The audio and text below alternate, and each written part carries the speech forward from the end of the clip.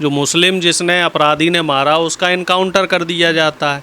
तो उसके बाद इस मामले को वहीं पर ख़त्म कर देना चाहिए था। लेकिन इसमें नया पेच क्या आता है कि अब उसके घर पे भी बुलडोज़र चलेगा। अब क्षेत्र में हिंदू मुस्लिम के नाम पर जो हिंदू संगठन बीजेपी द्वारा बनाए गए हैं वो राजनीतिक रोटियां भी सेंकने जाएंगे। और वही गाज़ियाबाद में एक और घटना घटी है जहां पर एक हिंदू ने दूसरे हिंदू को मारा है। उस मामले को लेकर कोई ना तो मीडिया में खबर है, ना प्रशासन उसमें कोई दिलचस्पी ले रहा है, और ना वहाँ पे आम जनता के बीच में कोई खबर हुई तो है। लेकिन क्या वहाँ पर भी बुलडोज़र चला है? और इस तरह की एक घटना नहीं है। उत्तर प्रदेश में आए दिन दलित और पिछड़ों बुलडोजर वहाँ चलेगा जहाँ अवैध होगा ना मकान। बुलडोजर वहाँ चलेगा जहाँ पीड़ित जो व्यक्ति है वो या तो यादव हो, या मुसलमान हो, या दलित हो, या कोई पिछड़ा हो। जहाँ पर बीजेपी समर्थित लोग होते हैं तो वहाँ बुलडोजर का जो तेल है वो ख़त्म हो जाता है, क्योंकि डीजल पेट्रोल महंगा हो गया। भेदभाव कर रहे हैं बुलडोजर। डीजल पेट्रोल महंगा हो गया ना, तो डीजल पेट्रोल जो है मौजूदा सरकार का वो सिर्फ विपक्षियों के लिए बचा के रखा गया है कि वोट की राजनीति कैसे करनी है, कैसे विपक्षियों को डरा कर जो सत्ताधारी लोग हैं वो कैसे गंदी राजनीति कर रहे हैं। मतलब अवैध मकान बनाओगे?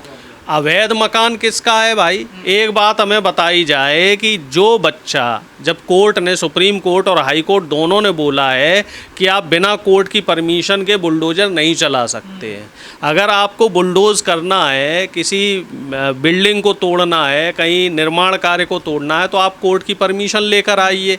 अब उसमें उनके परिवार के लोगों को जो परेशान किया गया, जो अड़ोसी पड़ोसी परेशान हुए, तो वो कहाँ न्याय संगत है? और दूसरी बात मैं ये पूछ रहा हूँ कि जब उत्तर प्रदेश में योगी आदित्यनाथ जी के समर्थित जो विधायक हैं, जो उनके समर्थित नेता लोग हैं, जैसे ब्रजेश सिंह जी का नाम आ रहा है, राजा भैया का नाम आता है, और उनके जाति विशेष के कई लोग हैं, कई नेता ऐसे हैं जिनका नाम जब किसी अपराध में आ जाता है या जब कहीं किसी व्यक्ति को परेशान किया जा रहा है उसमें उनका नाम आता है, तो योगी आदित्यनाथ जी का पुलिस प्रशासन जो है वो कहाँ जंग खाने चला जाता है? क्यों वहाँ पर बुलडोजर नहीं चलता? अभी ब्रजेश सिंह को लेके एक मामला आया है कि एक पीड़ित गलत हुआ है, एक पीड़ित जगह, अरे पहले बात चलेगा या डासना में जो मदरसा गिराया गया वो गलत है?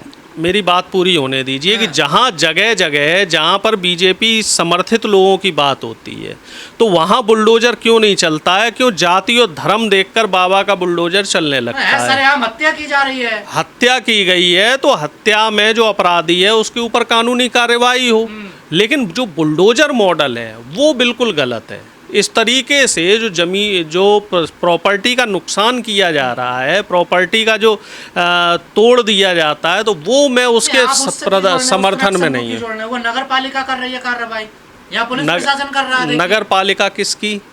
नगर पालिका किससे जुड़ी हुई है? सरकार से ही तो जुड़ी हुई है भाई। सरकार की मशीनरी का ही एक हिस्सा है नगर पालिका हो या फिर अथॉरिटी हो, तो ये सब सरकार के अंडर में ही आते हैं। डीएम और जो एसएसपी हैं उनके अंडर में ही आते हैं। जिले का ताक पर रखकर आप काम करेंगे? नहीं तो आप क्या चाहते हैं कि आप कानून को हाथ में लेकर कानून का दुरुपयोग करें? आम जनता को डराने धमकाने का काम होता है शासन प्रशासन का, या फिर न्याय व्यवस्था को दुरुस्त रखने का काम होता है? ये कह रहे हैं निश्चित तौर पे मुसलमानों को डरा कर यहाँ पर वोट की राजनीति साधी जा रही है।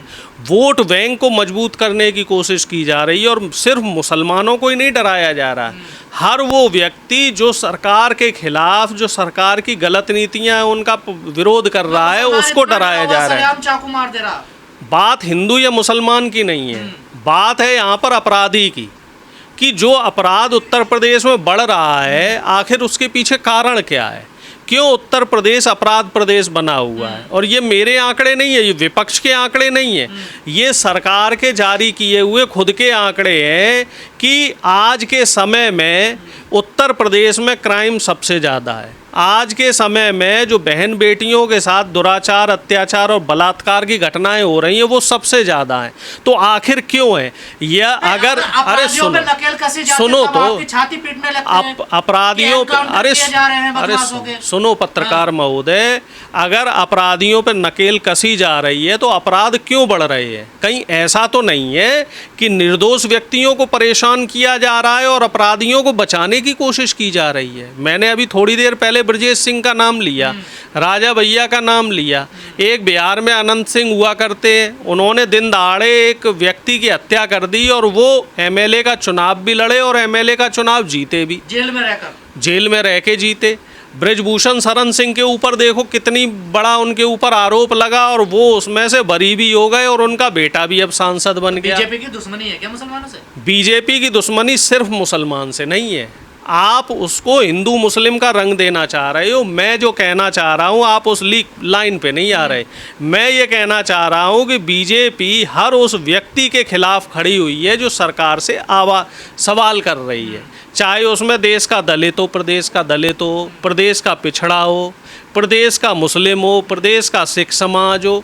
अभी आपने देखा मेरठ में क्या हुआ। खोड़ा में जो हिंदूवादी संगठन जाकर जो जिस प्रकार की भाषरमा माहौल क्रिएट कर रहे हैं, इससे क्या होगा? वो गाजियाबाद में वहाँ क्यों नहीं गए, या जहाँ त्यागी समाज के व्यक्ति के साथ घटना, वहाँ क्यों नहीं गए हिंदू समाज के लोग? क्या वो चिराग त्यागी हिंदू नहीं था?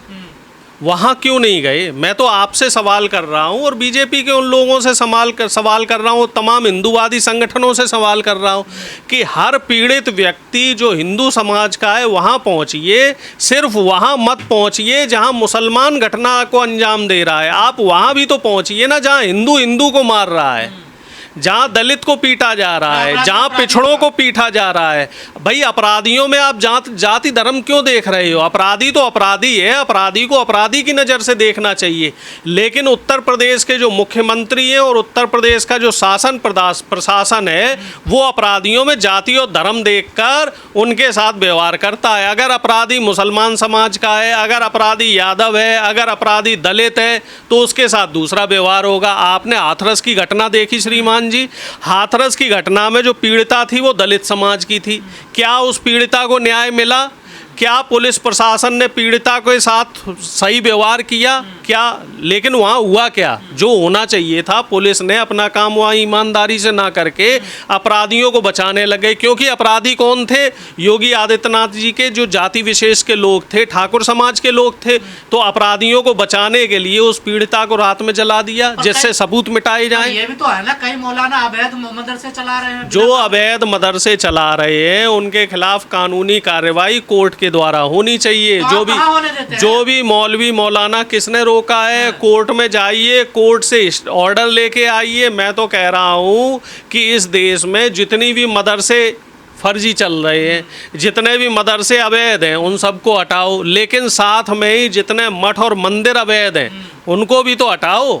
उनमें भी तो अवैध कब्जा हो रखा है। क्यों? हकीकत क्या? धर्म, देश का जो संविधान है वो धर्म में भेद नहीं करता। मैं आपको ऐसे सैकड़ों मंदिर, सैकड़ों मस्जिदें, सैकड़ों चर्च, सैकड़ों गुरुद्वारे ऐसे दिखा सकता हूँ जो अवैध जमीन पे बने हुए हैं। अगर कार्रवाई हो रही है तो सब पे होनी चाहिए। क्यों?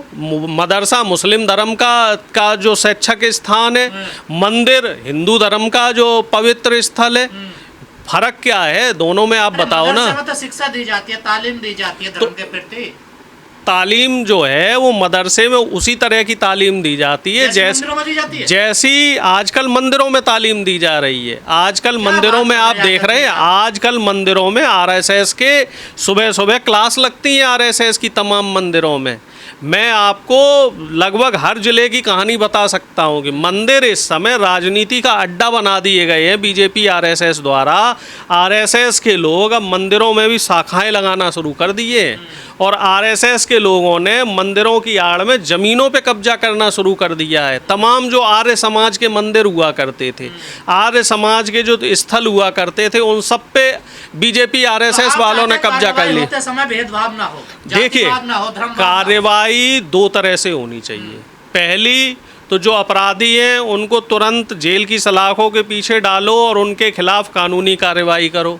दूसरा, अगर कहीं अवैध कब्जा है, अगर कहीं है तो वो कोर्ट के निर्धारित करे। आखिर जज और वकील किस लिए हैं? सारा काम पुलिस और योगी आदित्यनाथ जी या बीजेपी की सरकारें कर लेंगी तो ये कोर्ट और अदालतों की छुट्टी कर दो। फिर इनको आखिर आप लोगों ने क्यों बैठाया हुआ है? इनको फिर फ्री की तनख्वाह आप लोग क्यों दे रहे हैं? दरअसल यहाँ पर जो राजनीति है वो वोट की राजनीति हो रही है, वो संविधान का पालन नहीं हो रहा है।